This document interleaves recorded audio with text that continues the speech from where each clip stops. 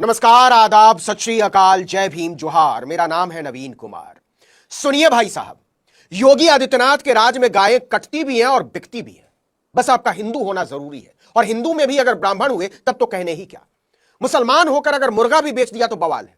और यह बात हम नहीं बोल रहे हैं, गौरक्षा हिंदू दल के राष्ट्रीय अध्यक्ष वेद नागर ने कहा है कि स्थानीय पुलिस की मिलीभगत के बिना गोमांस का गोदाम चलना संभव नहीं है।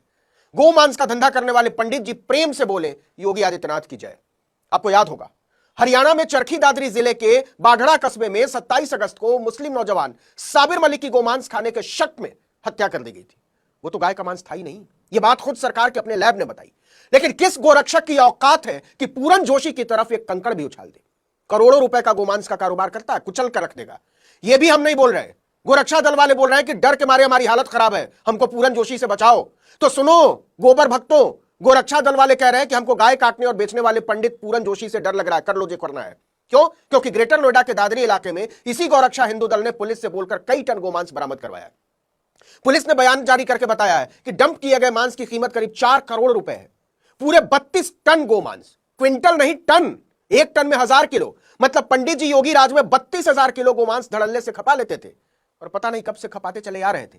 गोरक्षा दल वालों का कहना है कि यह सारा धंधा पुलिस की देखरेख में ही चल रहा था, और इस गोमांस की कीमत 32 करोड़ रुपए नहीं, करीब 40 करोड़ रुपए है। अब 40 करोड़ के धंधे में ऊपर वालों का कट ना हो, हिस्सा ना हो, यह अपने आप में सोचने की बात है।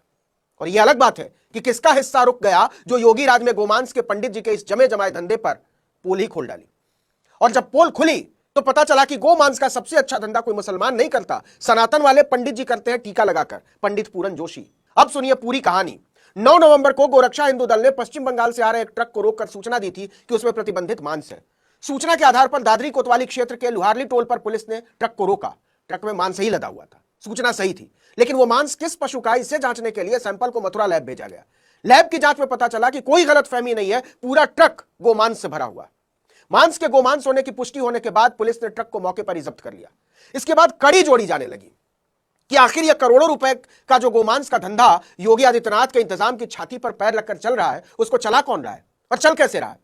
इसके बाद पुलिस ने दादरा के बिसाड़ा रोड पर बने एसपीजे कोल्ड स्टोरेज पर छापा मारा, शीत गृह।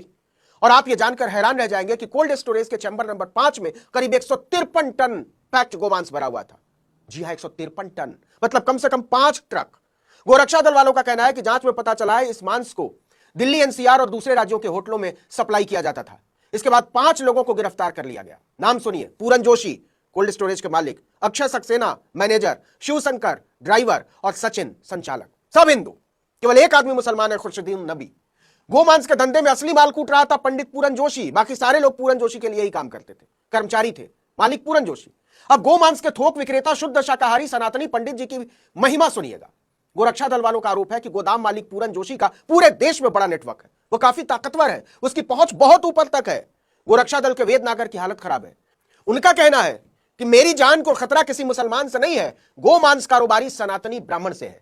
वेद का आरोप है कि इस छापे के बाद गोदाम मालिक पूरन जोशी उनकी हत्या करवा सकता है, इसलिए उसको पुलिस की सुरक्षा मिलनी चाहिए। यह उसी उत्तर प्रदेश में हुआ है जहां मुसलमान छींक भी दे तो उसमें योगी आदित्यनाथ को साजिश की गंध आने लगती है। लेकिन सनातनी पंडित पूरन जोशी धड़ल्ले से गाय कटवा रहे थे, पैक करवा रहे थे और खिला रहे थे, तो बटेंगे तो कटेंगे वालों की जुबान को काट मार गया। गोरक्षा हिंदू दल की मांग है कि गोदाम मालिक और दूसरे आरोपियों पर गैंगस्टर एक्ट के तहत कार्रवाई की जाए। इसके अलावा गोदाम को बुलडोजर के जरिए ध्वस्त किया जाए। क्या मजाक करते हैं गोरक्षा दल वाले। पंडित का गाय कटवाना और गोमांस बेचना भी सनातन की सेवा है। गैंगस्टर एक्ट और बुलडोजर क्रांति पर केवल मुसलमानों का कॉपीराइट है। अब्दुल को टाइट करना होगा तब चलाना। पूरन जोशी की जगह परवेज जुल्फिकार होते तब देखते इसी हुकूमत और इन्हीं हाकिमों का नाच, कत्थक और भांगड़ा एक ही में मिला दिया होता। अभी तो समझ में नहीं आ रहा है कि गाय को बचाना है या सनातनी ब्राह्मण को, क्योंकि मनु फरमाते हैं एक ब्राह्मण को सताने का पाप 100 गो हत्या से भी भारी होता है। तो सनातन के भाजपा संस्करण में इतना बड़ा पाप अपने माथे पर ले कौन। यहां मैं जानबूझकर नगमा का जिक्र कर रहा हूं, हापुड़ की नगमा। उनकी जिंदगी में हर साल रोजे और ईद आती है, लेकिन 2018 के बाद सब बदल गया। उस साल उन्होंने आखिरी बार अपने अब्बू कासिम के साथ ईद मनाई थी। शाम होते ही रोजा खोलने के लिए जैसे ही मस्जिद से आवाज आती है, नगमा अपने परिवार के साथ इफ्तार करने लग जाती है। इस परिवार में सब है, लेकिन नगमा के पिता नहीं है। जैसे जैसे ईद करीब आती है, नगमा के लिए अपने पिता कासिम की यादें और ताजा होती जाती हैं। नगमा कहती हैं, हम किसी को बता भी नहीं सकते कि हमें कैसा महसूस होता है जब हमें अपने पापा की याद आती है। वो बताती हैं कि ठीक ईद के बाद हमारे पापा को मारा था। जब भी ईद आती है तो हमें उनकी बहुत याद आती है। त्योहार पर सब होते हैं लेकिन पापा नहीं होते। इस घटना के पीड़ित और चश्मदीद समयदीन ने अपने बयान में कहा था, मैंने उनसे कहा था कासिम को क्यों मार रहे हो। इस पर वो मुझे मारने लगे और कहा कि तुम दोनों गाय काटते हो। उन्होंने हमारी एक न सुनी बल्कि हमें पहले से ज्यादा मारने लगे। कासिम ने हाथ जोड़कर बहुत बार पानी मांगा लेकिन उन्होंने पानी तक नहीं दिया। वो जितनी बार पानी मांगता वो उसे उतना ही पीटते और इस तरह प्यास से छटपटाते हुए कासिम की मौत हो गई। इस अमानुषिक बर्बरता को लंपट हिंदुत्व बोलते हैं और कहते हैं कि इससे हिंदू धर्म मजबूत होता है। लेकिन जब पूरन जोशी गायों को कटवाकर पूरा गोदाम भर देता है तो उन्हीं लंपटों की पेशाब निकल जाया करती है। साफ है कि उन्हें किसी मांस से कोई लेना देना नहीं है। उन्हें सिर्फ इस बात से लेना देना है कि मुसलमानों को कैसे मारा जा सकता है।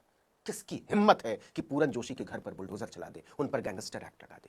गोरक्षा दल वाले की हालत खराब है कि हजार